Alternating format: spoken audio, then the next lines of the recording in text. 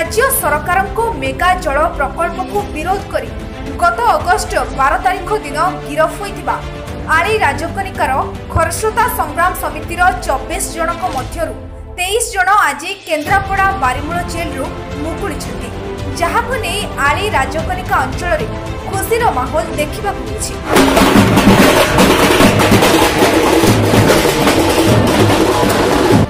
तेबे युव नेता प्रीतम साइमन विश्वालकर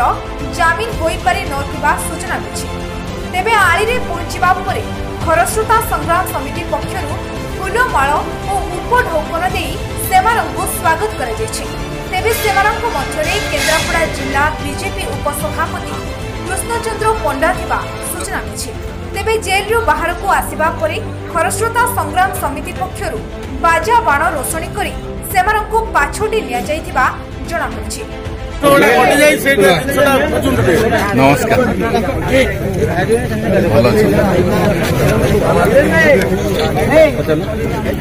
आज जो आप दीर्घ दिन पर मुकुड़े जेल रु कौन आप प्रतिक्रिया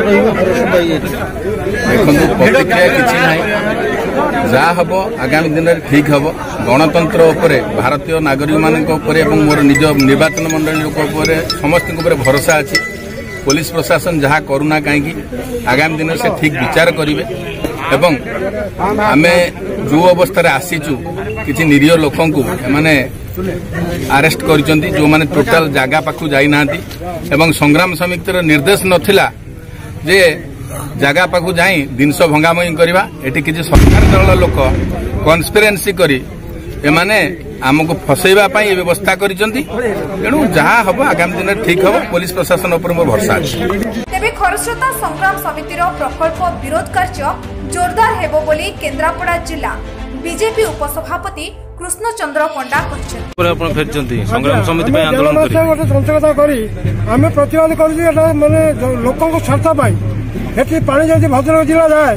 तेणु नदी खरस्रोता छुकिबो लुणा हो जो अवशिष्ट पानी जाऊँगी समुद्र को आम कहू बैराज कर बड़का पानी अटक रख तुम पानी गले आम आपत्ति ना ठीक पानी आपत्ति कर किंतु राति अधे पुलिस ब्रह्मलीला कर निरीह लोक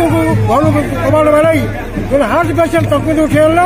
आम बर्तमान थानार आम जो जेल खाना भोगिलु यहाँ किसी लोक सरकार दल तंत्रता दृष्टि आम पनिशमेंट पाइलु तेणु आगामी आम आंदोलन जारी रम जो साकार कर खरस्रोता पानी जीव ना प्रतिवादन करूँ एवं प्रतिवाद करके शेष निश्वास थला पर्यटन आम प्रतिवाद करूँ।